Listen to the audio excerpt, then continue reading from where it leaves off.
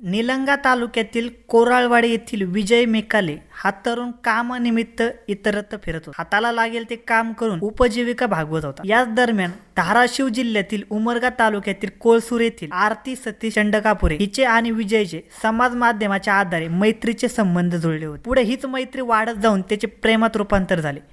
वास्तविक पाहता हे दोन्ही कुटुंब हातावरचे पोट घेऊन जगणारे, हाताला काम लागेल तेव्हा पोटाची आग भागवता येईल अशी परिस्थिती असताना तशाही परिस्थितीमध्ये विजय आणि आरती हे हिंदी चित्रपटातील गरिबीतून वर आलेल्या नायकाच्या आणि नायिकेच्या भूमिका जशा सुखांतिका असतात तशा पद्धतीचे स्वप्न पाहत होते। तारुण्य सुलभ भावना उफाळून येत होत्या, त्यामुळे प्रेमाला भरती येत होती। गेल्या 10 महिन्यांपूर्वी त्या दोघांनी एकत्र राहण्याचा निर्धार केला आणि कुटुंबाला न विचारता त्यांनी प्रेमविवाह केला।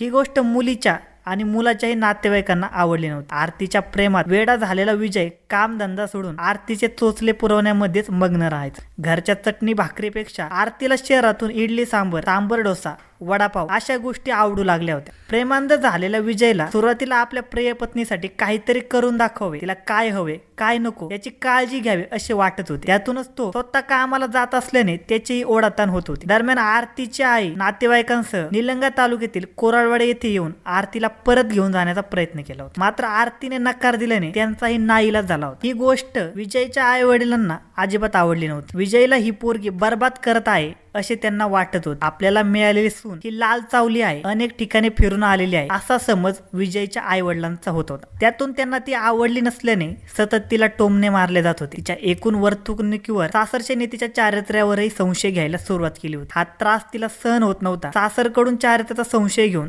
शारीरिक व मानसिक छळ केला जात असल्याने ती वैतागली होती। या संदर्भात तिने आपल्या पतीलाही कल्पना दिली होती असे सांगितले जाते, मात्र विजयला आपण कोणाची बाजू घ्यावी हेच समजत नव्हते। तो उद्विग्न झाला होता। याच दरम्यान मंगळवार दिनांक 1 जुलै 2025 रोजी संध्याकाळी विजयने शेतामध्ये आरतीला मारहाण करून घराकडे पाठवले होते। आपण ज्याच्यावर जीवापाड प्रेम करून आई वडिलांना झुगारून ज्याच्यासोबत आलो तोच आता आपला तिरस्कार करतो, इतकेच नाही तर मारहाणही करतो। ही गोष्ट तिच्या मनाला खटकत होती। त्यांच्या प्रेमविवाहाला 10 महिनेही झाले नाही तोच त्याच्यामध्ये टोकाचे मतभेद होऊ लागले होते। प्रेमाखातर आपण सर्व सोडले आणि विजय सोबत राहायचा निर्धार केला, मात्र आता त्याच्या आई वडिलांकडून आणि त्याच्याकडूनही आपल्याला त्रास होतो। हे तिला सहन न झाल्याने त्रासाला कंटाळून आरतीने मंगळवारी रात्री गावालगतच्या डोंगरावरील बलभीम पाटील यांच्या शेतातील विहिरीत जाऊन उडी घेऊन आपली जीवनयात्रा संपवली। अशा पद्धतीचा आरोप तिच्या वडिलांनी अर्थात सतीश चंडकापुरे यांनी कासार शीर्ष पोलीस स्टेशन येथे दिलेल्या तक्रारीत केला आहे।